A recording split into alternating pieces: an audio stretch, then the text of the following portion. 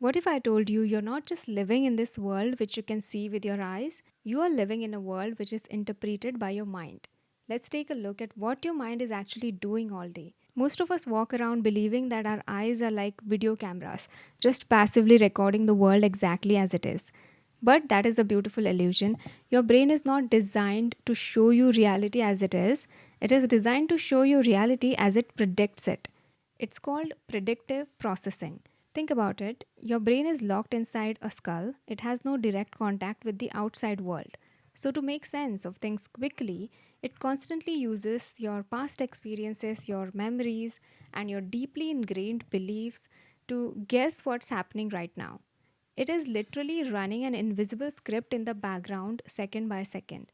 This means that if you have past experiences that taught you mistakes are dangerous, your brain will predict that a simple neutral event is a massive threat. For example, your boss saying, "We need to talk," it sounds scary, but you don't even know what the talk is going to be about.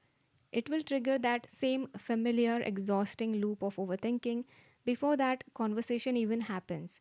So you're not really reacting to life directly, you're reacting to your brain's highly edited version of it. And while brain science has the technology to prove this today, this is not a new idea. Long before we had MRI machines, ancient philosophy was also telling us the same truth. The Stoic philosopher Epictetus famously said, "It's not things that disturb us, but our judgments about them." Thousands of years ago, he recognized what modern psychology confirms, that the event itself is completely neutral. It is the story that we attach. Now, if our brains are just predicting reality, you might be wondering, why does my brain constantly predict the worst case scenario? Why is it so easy to overthink everything? Your brain has a built in feature called the negativity bias. So, thousands of years ago, our ancestors, if they missed a beautiful sunset, it was fine, but if they missed the sound of a predator, they didn't survive.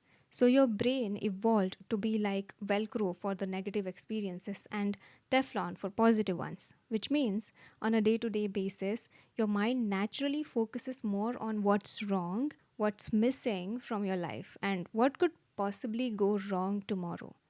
Why? Because your brain's number one job is your survival. It is absolutely not designed for your happiness. There is a well known concept in psychology that shows that it takes significantly higher number of positive experiences to outweigh a single negative one.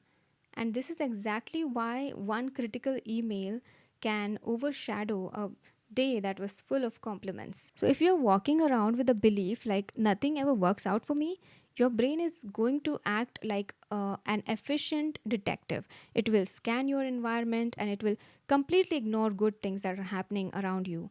And it will collect every piece of evidence to prove your negative belief true. Not because it's actual reality, but because that is the specific filter that you're looking through.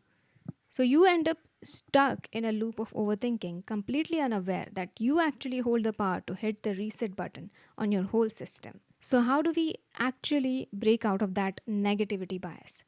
How do we actually spiral out of overthinking when our brain is just trying to protect us? So, what if instead of exhausting yourself to control every single thought, every single outcome, you simply start questioning the interpretation that your brain is automatically handing you? In psychology, we call this cognitive reframing. It is the practice of consciously changing the meaning that we assign to a situation. Instead of letting your brain run its default fear based programming, you step in and intentionally rewrite the script. Let's look at how this changes everything in real time. Imagine you hit a wall with a project or a goal. The default thought, the one which is driven by the negativity bias, says, "I can't do this, I'm not cut out for this." The cognitive reframe says, "I don't know how to do this, but I'm entirely capable of learning." Or when life throws a major curveball, the default thought says, "Why is this always happening to me?" You can reframe this thought by just asking yourself, what is this situation trying to teach me? How might this actually be happening for me? You haven't changed the external reality, you haven't magically made the obstacle disappear, but it is the exact same situation, given a completely different meaning, and that will lead to a radically different emotional outcome. You will stop being a victim to your circumstances and you will take your power back. Now, let's make this incredibly practical because having all this deep awareness without actual action is not really helpful. So, to change anything without action, you will just end up overthinking. Here is a simple, highly effective 3 step process that you can use the exact moment that you feel that you're going into a spiral. Step 1, notice. You cannot change what you cannot even see. So, your job is to simply catch your thoughts. Notice that one repeating negative loop. And you can say, okay, that is the thought that is telling me that I'm going to fail. Step 2, give yourself just 5 seconds. Don't react. That tiny pause is incredibly powerful because research shows that when you intentionally pause, you pull energy away from the amygdala, which is your emotionally reactive center of your brain, and you activate your prefrontal cortex, which sits right here. You're actually turning on the rational part of your brain. Step 3, replace. Choose a slightly better belief. Notice that I said slightly better. So it's not about faking toxic positivity where you pretend that everything is perfect. It just has to be a more highly functioning, productive thought. Your brain has a magnificent capability called neuroplasticity, which means it can literally rewire itself through repeated thoughts. And there's a famous saying in neuroscience, neurons that fire together wire together. So every single time you notice that negative thought and you spiral, choose a new belief. So you're not just thinking positively, you're physically reshaping your brain. You're carving a brand new neural pathway. You're quite literally, you are writing the new script of your life. Now let's go even deeper because what we are talking about here is not just a quick mental hack. It's not just about forcing yourself to think better thoughts or trying to rigidly control your mind. This is about fundamentally changing your entire relationship with your mind. The Roman emperor and Stoic philosopher Marcus Aurelius once wrote in his private journal, "You have power over your mind, not outside events. Realize this and you will find strength." And this is where true, unshakable emotional freedom comes from. Peace doesn't happen when your life suddenly becomes perfect or when you finally manage to control every external outcome. Peace happens the moment you stop believing every thought that your mind is throwing at you. In deep spiritual traditions and yogic teachings, this state is known as becoming the witness or cultivating pure awareness. It is the profound realization that you're not your thoughts, you are the silent consciousness observing those thoughts. When you can sit back and watch that old negative script run, when you can observe the overthinking mind trying to pull you into a spiral without immediately getting tangled up in it, that is when you truly win.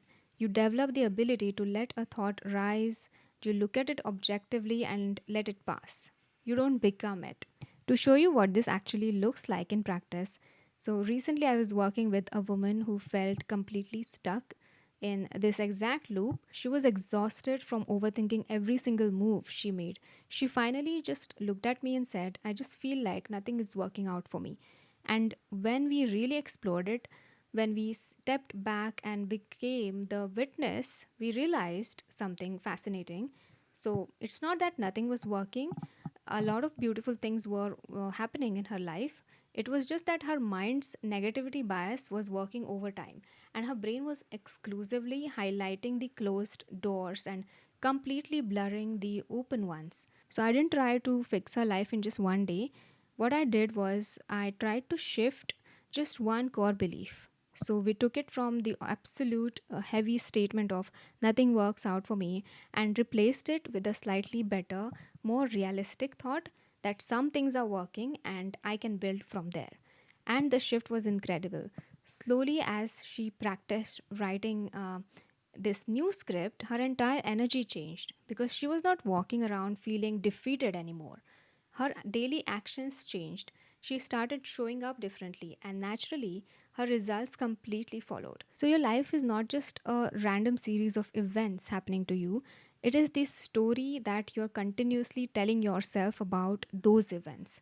And both the ancient Stoic philosophers and top neuroscientists agree on this truth that if you want to change your experience of the world, you have to change the story.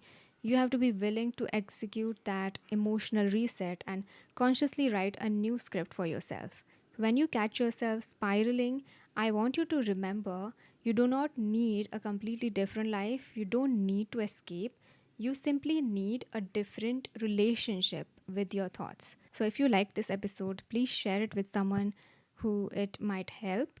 And if you want to go deeper into this, this is my book, The Emotional Reset, which you can find on Amazon. And this is kind of self therapy where you can really analyze your mind and look at your own patterns and find solutions for yourself.